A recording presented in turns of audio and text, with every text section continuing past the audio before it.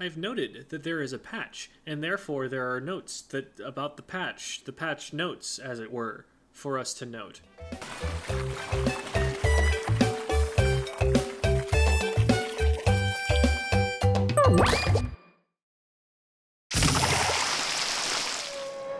I'm a little bit sick, so I'm sorry if it comes through in my voice, but we've got patch notes. They just came out, version 5.1.0, and this is my first time seeing them. I have not seen anything about it so far, except for, okay, there was one thing that I saw in a Discord message, but otherwise, that's all I've seen. So, let's take a look and see what is changing about the game. Releasing October 17th. I think, yeah, Americas. Okay, so it's the 18th in Japan at like 11 a.m., which means that it's the evening in NA that's coming out. So it'll be out later today. Data relating to Splataway and Splatfest has been added. Yep, figures. Multiplayer terrain in Mahi Mahi. Okay, this is the Mahi Mahi rework. And then main weapon changes. Let's see what they're doing. Junior, Custom Junior. Movement speed while firing is now 6% faster. Okay. So this isn't like swim speed or run speed. This is like strafe speed. So that makes it so that it's better at painting because it's going to move to new ground that it hasn't painted faster. It is a bit of a combat buff, if a small one. You still don't want to be walking and shooting, but it makes it so that while you're walking and shooting, you might be a little bit harder to hit. It is already a lightweight weapon, so it's pretty quick. So 6% faster, it's hard to visualize what that's going to look like, you know, whether it's going to feel any different. Probably only something that junior players would notice, I would guess, but we'll have to see. I don't think that that's going to change anything fundamentally about its viability. Might be just slightly better, but I think it's going to take more than that to put one of those weapons in the meta. Still a step in the right direction. They are a little bit weak right now, and I think they need a little bit of attention. It might make the Vanilla Junior a little bit more of an idea for combating Trizukas. That is something that people have been thinking to do, use big bubblers to block Zuka shots, so I'm not totally sold on that as an idea. People are saying it works, but it seems like, to me, it feels like you're taking a weapon that you're putting into the game specifically just to deal with Trizuka, when like you could also use a Zuka yourself and get a weapon that fights better for it. I don't know. Maybe like one Splatter Shot Junior versus like a double Zuka comp. You know, having one special that'll neutralize two might be a good idea. If they don't stagger the Zukas, I don't know. I'm not super sold on it, but people who are trying to run that will probably appreciate this because it'll, if anything, help them get those big bubblers faster. L3's reduction in damage based on how long a shot takes to reach its target is now more gradual. So this probably only has an impact on fall-off shots, I think. On damage fall-off as the shots fly through the air from high ground. Which is a very small buff. And probably doesn't mean very much for them. Same buff going to H3. We'll have to see exactly what that is. Maybe that's a little more impactful than I think it is, but this is largely a straight line of sight weapon. And so you're either in range or you're not most of the time. I don't think that it's going to really fix too much about what is currently an issue with those weapons. Okay, S-Blast. Reduced ink consumed by 15%. That's pretty big.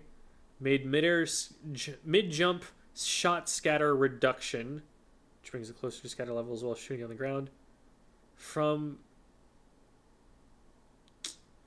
the Intensify Action gear ability, easier to activate even with a smaller number. Okay, so Intensify Action curve buff. Effect gain from equipping the maximum number will not change. Okay, so you need less Intensify Action to make your jump shots more accurate and big ink consumption buff. That is a pretty big deal for it. people will definitely at least consider that as a result. I think the kit is still the biggest problem with this weapon, but with the ink consumption buffs are definitely a pretty big deal, and this is a sizable one. I've seen bigger, but this will still help it a lot with its mobility, with its ability to stay engaged, reducing its downtime, basically. Not that it was going to have a lot of that, because it often just kind of dives in there and goes for trades. But we'll see what Chara says about that. Chara was pretty much the only person who was ever championing the thing in the first place, and so I would put a lot of weight on his opinion on the subject. Ooh, Carbon Roller. Widened the angle at which horizontal swings deal max damage? Carbon Deco did not need this. Carbon Deco was already fine. The Carbon Roller has other problems, but widened the angle. This just makes the one-shots a lot more guaranteed. It did not need this. It was already strong. People were already using it. It's a Zuka weapon. I feel like we're going to see more of this. Even if it's a relatively minor buff, it was already in a really good spot in the metagame. So, okay. That's a weird one, but Carbon players will take it, I'm sure. Splat Rollers, widened the angle. Okay, same buff for them. I wonder, do they really need this? Those weapons, the roller and the Kraken roller, sure they need buffs, but I don't think this was really a big problem with them. Maybe this is aimed at casual play, maybe casual players were feeling like they should hit shots that they weren't actually aiming for. I don't think at a competitive level this is really what's holding these weapons back at all. But the Carbon Deco players are looking at this I'll take that. They're happy with that. Hello, cat. Yeah, this is his tail. He's in my lap. Hey there, buddy. Paintbrush. Reduced the amount of time it takes for ink to begin recovering after swinging the brush. Okay, so another basically ink efficiency buff.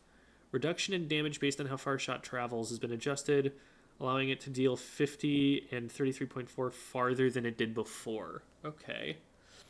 So, an effective range buff, because you can, I think, get to a point where you 4-shot with this thing, and at that range, you basically just don't want to be using the weapon. So this makes it so that there's a longer range at which you want to engage with it. The thing that I would think to buff about this first would probably be its swing speed, its startup or recovery frames. So it's interesting that this is the direction they've decided to go with it. I think it does need buffs to the main weapon, and it is getting those. I just don't know if these ones are gonna bring it up that high. We'll see, but that is a weapon that needed attention. Mini Splatling, reduced amount of ink consumed. Whoa, big ink consumption buff to the minis. So interesting. They're kind of buffing the ability of both the Junior and the Zimmy to output big bubblers. It's almost like maybe this is a way that they're trying to get us to counter Trizuka using Big Bubbler. They're trying to create a niche for it. Maybe I'm reading too far into that, because they are buffing the main weapons, and so the other kits are getting those too. But maybe Bubbler is going to make a little bit of a comeback here, because it's going to be really easy to farm on 2 different options. So you can fit it into different kinds of comps that way. Hydra, movement speed while charging is 10% faster, and firing duration is increased. Those are really big buffs. Both of those are things that a Hydra player will get a lot out of. I am really interested to see what Devi thinks about this, because that That's pretty meaningful. Those are two good stats to have. Glooga is okay. Fall off damage reduced, or fall off damage reduced. Yeah. Um, Again, I don't know how much of an impact that was having on the Glooga Dualies. They were already a pretty long ranged weapon. I guess, like, at the very fringe edges of your range, it's possible to hit shots that aren't going to be lethal, because you're just a little bit too far away, but...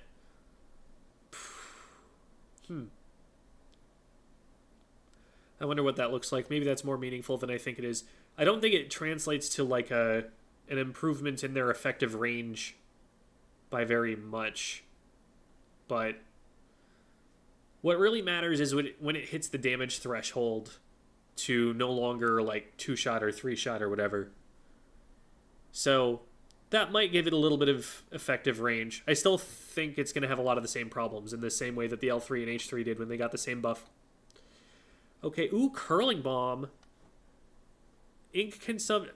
This is a needed change. I don't know if this is enough. I don't think going from 70 to 65% is significant enough to make up for... Like, this is something that I feel like should be more like an Autobomb kind of deal.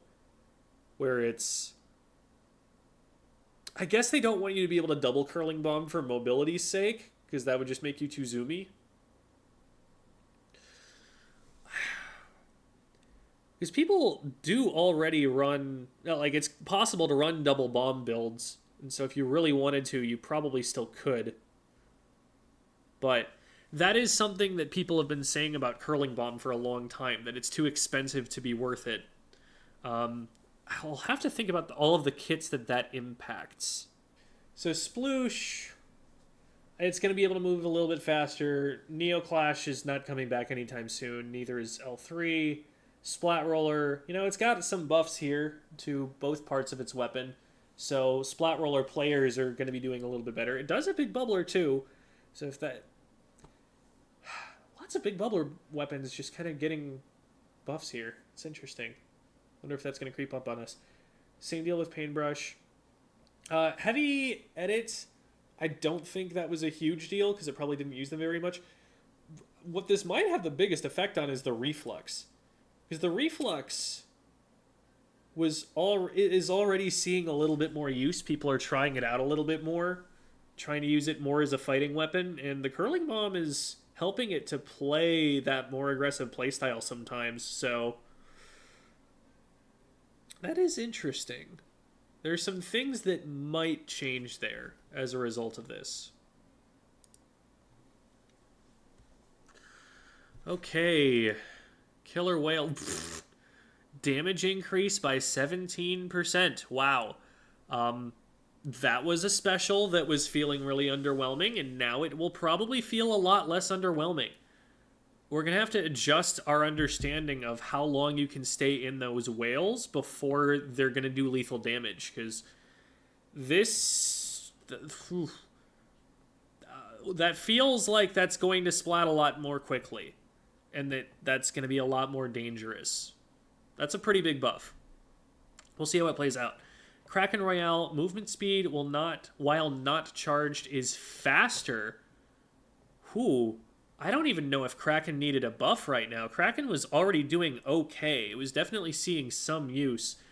I feel like it's going to see a lot more use now. I wonder how its movement compares to a swimming squid at this point. That's going to be threatening. And that might not be a good thing for the game, honestly. We'll see. Trizuka, they've reduced the damage in a way that... It's still going to 2-shot if you hit 2 shots in a row with the indirects. I guess... It's only 6 damage. It doesn't take a super long time to heal off 6 damage.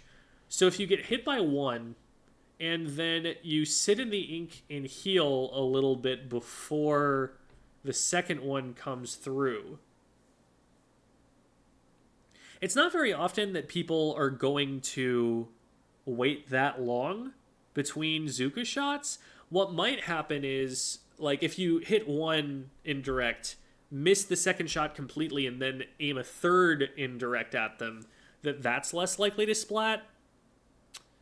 This is a small nerf, but it might be significant in some cases. I don't know that it decreases the amount of Trizuka we're seeing, but maybe the amount of time that it takes to heal is short enough that it becomes significant and avoids a lot more of these two shots. I don't know. We'll have to try it out and see how that feels. Tenta missiles decreased the radius of the explosion area that deals 30 damage. Okay, so the random nerf to Tenta missiles. I guess maybe they're... Oh, you know what? It's because Reflux has been running rampant in the Turf War tournaments. And so they're looking specifically at the Tenta missiles for that. That's probably why they're doing that. Because there aren't really any weapons that it's on that are super strong right now in the ranked modes. But I could see, the Reflux situation, especially since they're buffing Hurling Bomb.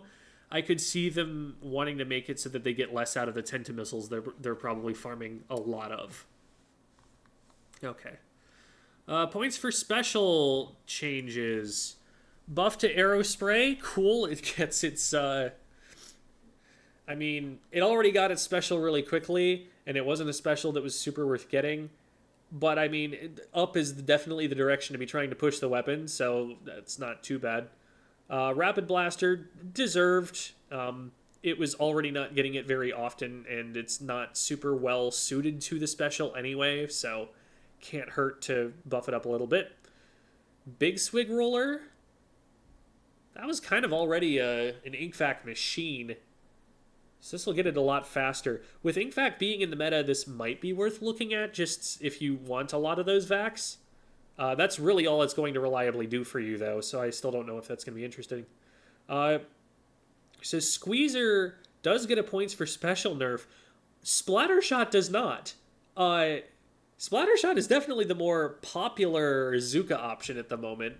It might more just be because of the physical limitations of playing the Squeezer. Squeezer is a difficult weapon to play. It's also a weapon that is hard on your hands. If you're going to get, an overuse injury from playing the game, this is a disproportionate cause of those kinds of injuries. Not to say that everyone who plays that way is going to be injured, just it's more likely. So it might just be that a lot of people aren't willing to put up with it. Still, I think that this is correct. Like, they should be doing this to Squeezer, but they should also be doing it to Splattershot. I don't know why they're not doing that. Tri-Nouveau. What? Why are they nerfing that aspect of the Tri-Nouveau? That's not the part that was strong. It already got, really low cooler output compared to other options. This is only going to push it further out. I'm not a fan of that. If you're worried about that weapon, then nerf something else, because that was not really its issue. CDS? Why? That's just for chumps. Why are they worried about that? I know that there's a top Japanese team that has been running those recently, so maybe I guess they're just seeing it have a lot of success on that team and figuring that it's the chumps that are doing that for them. I don't buy it. That seems really random. And then Stamper, they didn't need to do that to Stamper. Stamper cool though. Stamper's strong. It's never not going to be strong. I don't think this makes a big difference for it, but it does make it harder for it to get that Zipcaster. I don't know. I feel like if you want to tone Splatana Stamper down, and I don't know that you really need to, but if you wanted to, you'd probably want to do something like a range nerf or something like that. Just make that charge slash not go as far. I feel like that would be a better idea. Because Zipcaster is just a cool part of the weapon, and it's not an unbeatable part of it either. I don't know. These always tend to be kind of a coin flip, whether they make a lot of sense or just seemingly random. Um, and they never address all the weapons that you'd think they would want to.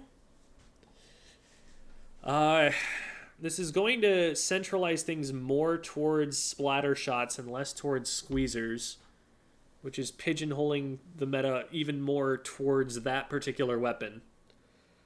Tri Nouveau being harder to get cooler with is only going to make people pick Zap more. So that is a little bit odd, but I think those are really minor changes in the grand scheme of things.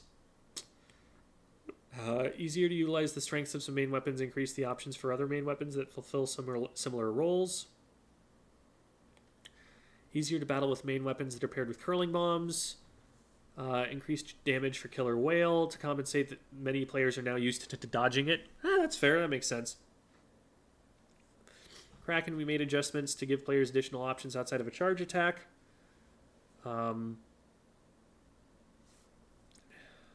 Okay, so they're just seeing that people are repeatedly spamming the charge attack and figure, hey, let's make it more of a choice between should I move and should I charge attack.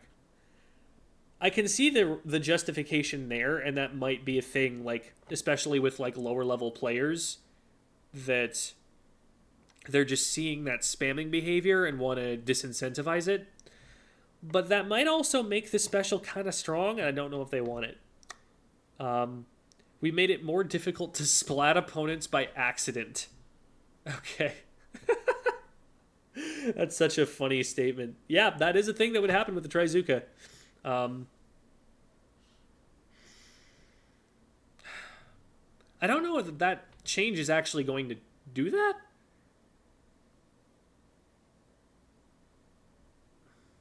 Huh. It's an interesting way of going about it if that's what they think they're trying to accomplish. While preserving the ability for players to splat opponents by aiming well and firing 2 consecutive shots. Okay. So maybe they thought people were like firing it around randomly. I don't know. For Tenta missiles, we made adjustments to reduce instances where players still took damage even if they took measures to evade the missiles. This has been a part of missiles for a long time, that there's a bunch of chip damage that goes down even if you're a little bit further away from them. And it was something that took a lot of getting used to. Now, it feels like people have kind of gotten used to that at a competitive level, and competitive level is still, it's still balanced in competitive level in that it's still not seeing a lot of use on the weapon kits that have it. So this feels like it's unnecessary at this point in the game. Like, that might be something that would be good earlier on in the game where newer players aren't used to having to dodge it like that, to get that far away from it. But anyone who's been through Splatoon 2 is not having that problem. And I don't know that it's necessary right now. And then bug fixes. I'll scan through these, see if there's anything noteworthy. Alright, having looked through the bug fixes, I don't think there's anything in there that I've even ever encountered before. So, probably relatively minor things. Okay, overall, there are some points of interest here. There are some weapons that it might be worth taking a look into again. I don't think the overall meta is going to change that much. I think we are probably going to see more people favoring the shot over the squeezer than we did before, just because of the points to special nerf. But it's still going to be a strong option for the squeezer. The main weapon is never going to be weak. It might be worth considering the Junior and the Zimmy a little bit more right now, because Bubbler is one of the possible answers to Zuka meta, and those weapons both got buffed. The Splattershot Junior effectively in its painting, and the Zimmy in its ink efficiency, which will also help it farm the big Bubbler a little bit faster. The S-Blast is worth looking into again, just to see if that main weapon change is enough to bump it up a little bit. Carbon Deco is just randomly getting stronger for no reason, and the other weapons around it are getting stronger for good reason. Not that it's probably going to change that much for them. Paintbrush might be stronger. I don't know that it's going to be much stronger than it currently is, but it's better. Hydra is definitely going to be considerably stronger. Whether that means that it sees top level play, I'm not sure, but these are definitely good things for it. Curling bomb change means anyone who has that should be, looking at that weapon and seeing if there's something more they want to do with it now. Killer whale change might be huge. 52 stocks are rising rapidly. Same thing with the ink brush. Like, those two weapons, I think, are really the biggest whale users right now. I'm going to check just to see if there's anything that I might have forgotten about that would also really love this, that people are going to use. Rapid Pro Deco also is a big benefactor of this.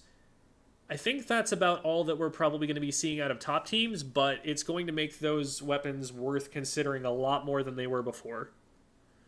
Kraken also, 96 deco stocks and heavy deco stocks went up. And then missiles, significant nerf there. I don't know to what extent that's going to hurt things like the reflux and the wiper deco. 15% radius nerf does feel pretty significant just looking at the numbers. So I worry for those weapons. So overall, I think not a lot is going to change in the grand scheme of things, but there are some niche, situational, lesser chosen options that are seeing some good buffs, and here and there some nerfs that make some sense, I think. I don't know that this is going to end Zuka meta, but it is definitely a deterrent to it, and there are some other options to consider now. Now that those special changes have come in, especially. So, cautiously optimistic. Like, I don't think there's anything here that's bad. I don't think there's anything here that's going to, ruin things. Carbon Deco is probably a little stronger than it needed to get here. We'll see if that ends up leading to an explosion of them. I don't think it will. It's still a difficult playstyle, and you have to commit a lot to learning it, but overall, I think the right things are being buffed, at the very least, bit by bit. And I like seeing that the lesser used options are seeing some power creep, and that it might lead them towards a game state where more and more options are becoming viable. I do like that approach to it. So overall, good patch. And we'll see what we think of it when it comes out and what other commentary is going to come out on it in the days to come.